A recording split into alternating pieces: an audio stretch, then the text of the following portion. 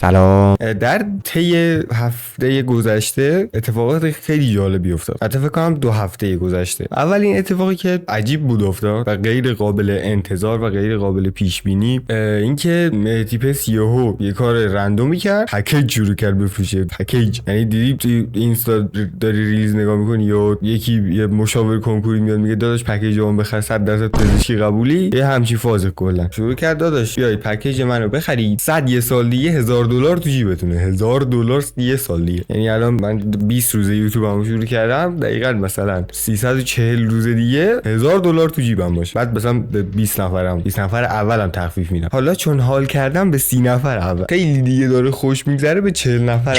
یه نوع هست، یه نوع انسان وجود داره که کسایی که آموزش میدن، کسایی که یه تجربه خودشونو میخوان با تو در اختیار با تو به اشتراک بذارن. دسته اول داداش میان چی میکنن؟ رایگان کار میکنن. خب طرف اوکی میگه تو 3 سال مثلا اینو یاد گرفتم و بهتره مثلا تو این کارو نکنی. آقا تو خیلی زودتر از به نتیجه‌ای که من رسیدم میرسی اگه پشت کار و تلاش و این حرفا. بیا سری اوکی مثلا 10 از 10 خودشونو تو رایگان میذارن، گیرش میگم 10 از 10 شونو تو پکیجاشون میذارن. خب هیچ ایرادی نداره خلاصه پکیج فروختن. ولی پکیج فروشی از یک جایی به بعد تبدیل میشه به رویا فروش. از کجا به بعد؟ از جایی به بعد که ما تو ایرانی ساده ترین چیزا هم الان شده آرزو. تو میای مثلا کار عجیب غریب دیگه، مثلا بیای داداش بیا پکیج منو بخر، پس در نتیجه تو میتونی سر ماه بری 45 میلیون 42 میلیون 50 میلیون بری لباس بخری. داداش بلمون کن تو رو خدا. یا مثلا بری پیش یه ماشین گذر موقت، فکر کنم بهشون میگن، یه ماشینی که مال خودت نیست، یه ماشین مثلا فکر کن تو خیابون من یکیو میبینم مثلا اون یکیه. خب میگم سلام عمو، مثلا آقا پسر بذار مثلا من با ماشین دی عکس بگیرم، مثلا بعد میام ادیتش میکنم، میگم داداش پکیج منو بخر تو رو خدا اول، بعد بیرون خود چی کلاس میخری دیگه اگه پکیج منو بخری. حالا جدای این که مثلا کار واقعا چرتیه بگی من اینو دارم تو هم این کارو کن که اینو داشته باشی، خب بدون در نظر گرفتن این که مثلا آقا من خودم میخوام، مثلا یعنی میخوام که هممون میخوایم، گفته همین موقع یه سال دیگه اگه اشتباه کنم تو مثلا $1000 داری. آقا اوکی من 200 روز کار کردم، خب روز 201 یادید حال نداد، به نتیجه‌ای که می‌خواستم رو نگرفتم، اصلا نت یو قطع شد کلا، ما که رو هوایی یه چیزی شد خلاصه پام شکست. یه چیزی شد که نخوام مثلا یوتیوب ادامه بدم. خب تو باید اینو در نظر بگیری وقتی داری پکیج میفروشی، باید در نظر بگیری که داداش مثلا به خود منم بستگی داره. اینجا کم کم وارد میشیم به الان از این ور داشتیم میومدیم، خب الان این ور مهدی پس داشت میومد سمت من، الان حسام داره میاد. حسام سمسته گفت که داداش هیچ تضمینی وجود نداره تو موفق بشی و حرفای درستیه. خلاص مستر بیست هم بیاد پروموتت کنه موفق نمیشی که فکت داره میگه دیگه، خدایی فقط فکت میگه. من یه مثال میزنم، سعید راف، خب یوتیوبر خیلی وقت دنبالشن که ولی میدونم یوتیوبر موفقیه، چند چنل داره، ازدواج کرده فلان. اولین پروموت سعید رافو کی انجام داد؟ آریا کوکسه. خب الان در حال حاضر چند نفر از کسایی که سعید رافو میشناسن از طریق آریا کوکسر میشناسنش؟ بعد بگم 1%، نیم درصد، اصلا کسی میدونه که آریا کوکسر چیز کرده، پروموت کرده مثلا چندین سال پیش، نه تازگی، خیلی وقت پیش. داستان کجا ناراحت کننده شد؟ ما کلا انسان‌های متفاوتی توی دراما کردن داریم. یکی میاد همون اول میرینه بهت، خب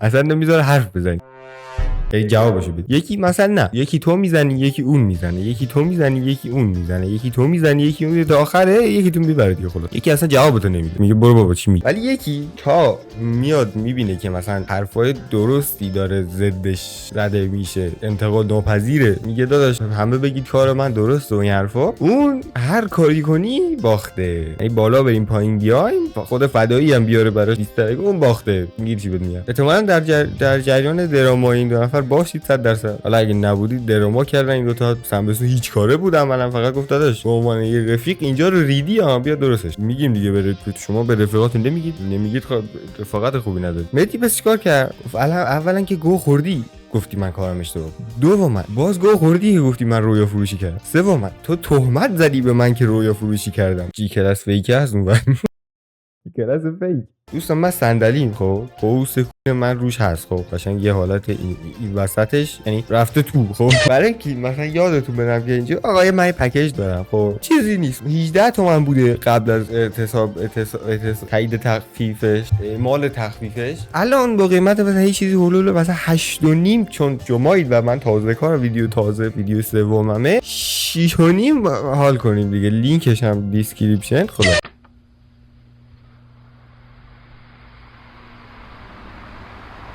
من زیاد آدم نیستم که فیلم ببینم، خب بیشتر سریال میبینم، انیمه میبینم، ولی حالا یه 3-4 تا فیلم دیدم تا حالا. 4 تا که زیر 10 تا خلاص. 2 تا فیلم ترکید در دنیای مجازی که 2 تا یوتیوبر ساختن. یوتیوبر خارج از ایران فیلم میسازه. 2 تا فیلم اومد به اسم ابسشن و بکرومز. من اینجوری بودم که چون بعد من فرامو دیدم، بعد اینجوری بودم که ترسناک هم حال میده. حالا فرام اونقدر ترسناک نبود ولی بود دیگه. نه آره اینجوری بودم که ابسشن رو ببینم که میگن ترسناک باحال فلانه. خلاصش نمیدونم داستانش چیه، ولی اینجوری بودم که مثلا این همه ترکیده و میگن ترسناکه ببینم. بعد دیدم حالا بکروز هم هست دیگه، اونم ببین. جدید اومده، اونم مثلا میذاشتن کنار همین دوتا رو. آقا من دیدم اول بکرومز رو دیدم. خب متاسفانه دوتا رو پشت هم دیدم، نمیدونم چرا. بکرومز نمیدونم چرا خیلی هیت گرفت، خیلی، ولی مثلا هیت گرفت کلا. باحال بود خدایی. برای فیلمی که یوتیوبر 19 ساله ساخته، حالا درست بودجه زیاد بود ولی بازم سخت میگیرن ملت. فضاش خیلی فضای باحالی بود. بکرومز رو خیلی خوب ساخته بودن، یعنی حسش خیلی ویژوالی خیلی خوب بود. خب نمیدونم تو فیلمم ویژوال بهش میگن یا نه. کاراکتر سازیشو من دوست داشتم، یعنی ما رو رفتیم در دنیا چی میگه کنه. ایده بکرومز خودش خیلی باحاله خب، ولی اینکه فیلمش خیلی نامفهوم بود قبول دارم. خب یعنی واقعا تهش مثلا من یه پایانی یعنی ساختم تو ذهنم، چون یه جورایی پایان باز بود می‌بینی. حالا من اسپویل نمی‌کنم خب و مثلا پایانی که اومد توی ذهن من با پایانی که مثلا خیلی‌ها میگفتن متفاوت بود، ولی بازم کلیتشو فهمیدم. میگی چی میگم؟ کلیتش اوکی بود. اینجوری نبودم وای چرا من این فیلمو دیدم. خیلی مثلا من دیدم مثلا میگن شیت خالص بود و کنن 2 دقیقه دیدم و تیتراژش دیدم رفتم و نه خیلی خوب بود. یعنی من نشستم تو انتظار مثلا داشت تموم میشد. خب انتظار مثلا داشتم یه نیم ساعت دیگه هم ادامه داشت، بعد دیدم تموم شد. بعد تو مرور کردم گفتم آها نه راست میگه، مثلا اینجوری بابا نمیتونم اسپویل کنم. ریدم توی از بکرومز که بگذریم چون خیلی حرف خاصی ندارم راجبش، اونقدر نگرفت منو. خوب بود مثلا 6 و نیم. به ابسشن اگه برسیم، یعنی برسیم الان موضوع الان دقیقاً من خب به شدت ناراحتم که این فیلمو دیدم، نه اینکه بعدا از خوب بودنش خیلی ناراحتم که این فیلمو دیدم. واقعا الان من فیلمو تموم یعنی موسو بردم والا و چیزو زدم، اون ضرب رو زدم، واقعا حالم بد بود. از لحاظ منتالی حالم واقعا ریخته بودم به هم. یعنی اینجوری بودم که وای کاش اینو نمیدیدم، این چی بود من دیدم. یعنی اینجوری بودم که مثلا وای خیلی واقعا فیلم 9 از 10 جذابی بود خدایی. 8 سالی کم میشه به نظرم. فضا سازیش واقعا خوبه، یعنی میری تو فیلم غرق. من واقعا میگم کامل پشت سرم نتونستم ببینم، یه سری جا واقعا پاز میکردم، مثلا یه 2 دقیقه به افق خیره میشدم دوباره برمیگشتم مثلا میدیدم. یه سری جاش اصلا وای ترسناک بود. یعنی من بیشتر بکرومز بیشتر من ترسوند، یعنی بکرومز عملا میدیدم به خودم جامپ اسکیر میشد، ولی ابسشن کلا مثلا 2 صحنهش ترسناک بود. روانتو من میریزه، میدونی چی میگم؟ حالت بد میشه. یعنی منو میترسم وارد یه رابطه اول اگه میخواید ابسشن رو ببینی و نظر مهمه براتون شب ببینید، این که هیچ هندزفری بذارید چون صداهاش خیلی خفنه. ترجیحاً یه مانیتور مثلا گوشی نبینید، نمیدونم چرا ولی نبینید دیگه، با مانیتور ببینید. دوبله فارسی رو نبینید چون اصلا میرین تو کل فیلم احتمالاً. تنها ببینید حتما، یا اگه میخواید ببینید کاپلی ببینید چون ربط داره به کاپلی دیگه. جونم برات بگه اینجا میخوام اسپویل کنم. خب یعنی یکی دو جمله میخوام بگم که اسپویل داره. دستمو میگیرم بالا، دستمو آوردم پایین، اسپویل تموم شده. نمیدونم چجوری میوت کردید، یه کاری کنید من نمیدونم. 1 2 3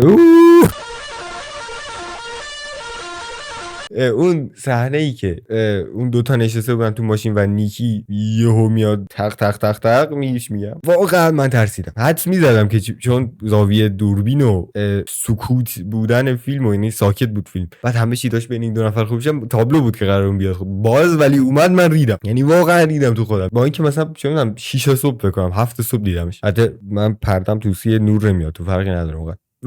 من 30 سانتی رنج اسپویل تموم شد. این فیلمو ببینید. بکرومز نمیبینید نبینید، اصلا مهم نیست. اینو باید به ابسشن حتما ببینید. ترسناک دوست ندارید ببینید، اصلا مهم نیست. از خون مثلا حالتون بد میشه ببینید، اصلا مهم باز ببینید. اصلا با گیم و کرم دو بال بعد